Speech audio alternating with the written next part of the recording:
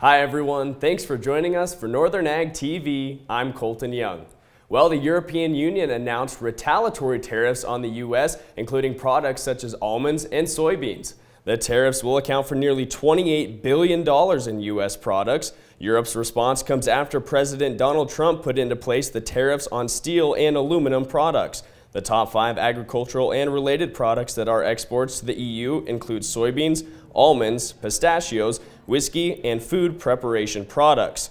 The European Union tariffs are set to begin on April 1st.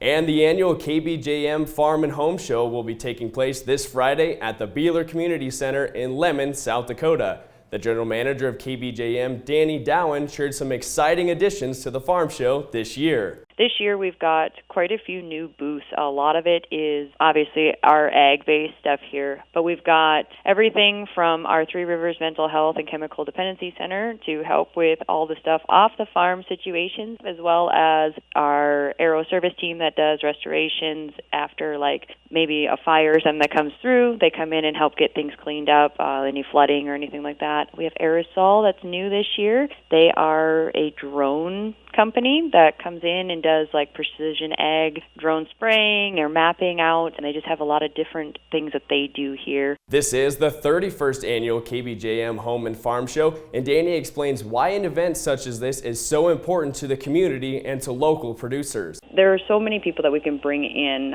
that they can talk to. It's the networking involved in that, and that is something that I've always found so great about the KBJM Farm and Home Show, from being a part of building it up to just being somebody that walks around and talks to them. It's just a great time to get out, talk to people, and maybe find a new solution, whether it's new technology or maybe finding somebody that's the old trustee that, maybe you worked with before but don't have it. It's really the networking in our small area that is really the best part about the show. The 31st KBJM Farm and Home Show this Friday in Lemon, South Dakota. And the Environmental Protective Agency announced they will write a new rule for regulation waters of the United States. The new rule will align closely with the Supreme Court ruling on the Sackett versus the EPA, narrowing the definition of waters of the United States. President of the American Farm Bureau, Zippy Duvall, explains how this brings clarity to producers. But this is a great first step. WOTUS has been a pain in the side for our farmers and ranchers. Our farmers and ranchers want to do what's right. They just want to know what right is. And through this last administration, with their vague wording of with the implement guidance or lack of implement guidance, so vague wording like relatively permanent. Can anybody define that? Yeah, it's relevant. It's exactly right. And our farmers shake their heads and wonder what that might be. And they have to choose between what they think is right and what's wrong, and have to hire consultants, attorneys to push back on the federal government that's supposed to be there to help us, not hinder us doing our job. And this announcement by the EPA should give farmers and ranchers a clear path in determining what waters are for waters of the United States. Stay with us. We'll be back with our market reports right after this. From the beginning, we've worked closely with farmers. BNSF's ties to the agricultural community go back 175 years. Together, we've innovated to make the U.S. agriculture supply chain one of the most efficient and productive in the world.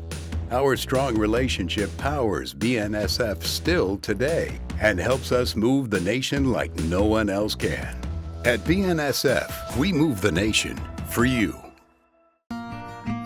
Talking with someone that is stressed out, those are difficult things to approach, but if you're good friends with those people, reach out and say, I'm here to talk to you.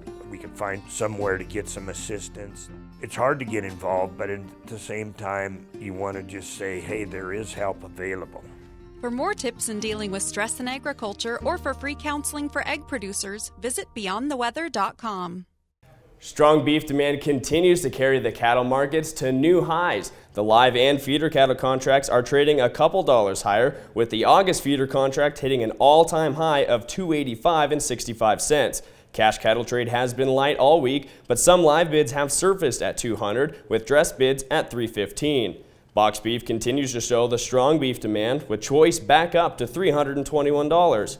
At the sale barns, Miles City Livestock had a light testing of feeder cattle. Mid 4-weight steers averaged right at 430, heavy 5-weights 341 to 344. Heavy 6-weight heifers range from 287 to 289, and heavy 7-weight heifers right at 243. On the bull sale front, Veltkamp Angus in Manhattan sold 85 older bulls, averaging just over 7,400 a head, up 38% from a year ago. And it seems that the quiet news from the World Supply and Demand Report convinced traders to take a more cautious approach to the grain markets.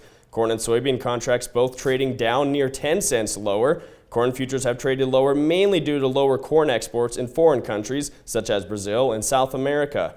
Soybeans are trading lower with confirmation of record large soybean harvests in South America. The Chicago wheat and Minneapolis wheat are trading a few cents lower, but winter wheat contracts are showing couple cent gains. Of course, the World Supply and Demand Report was quiet but slightly bullish to the wheat, showing an increase in U.S. and world-ending stocks. Traders are still finding some strength in the markets, with potential of U.S. wheat to gain much more buying attention in the future. Well, that's going to do it for our Northern Ag TV. Thanks for joining us. Have a great rest of your day.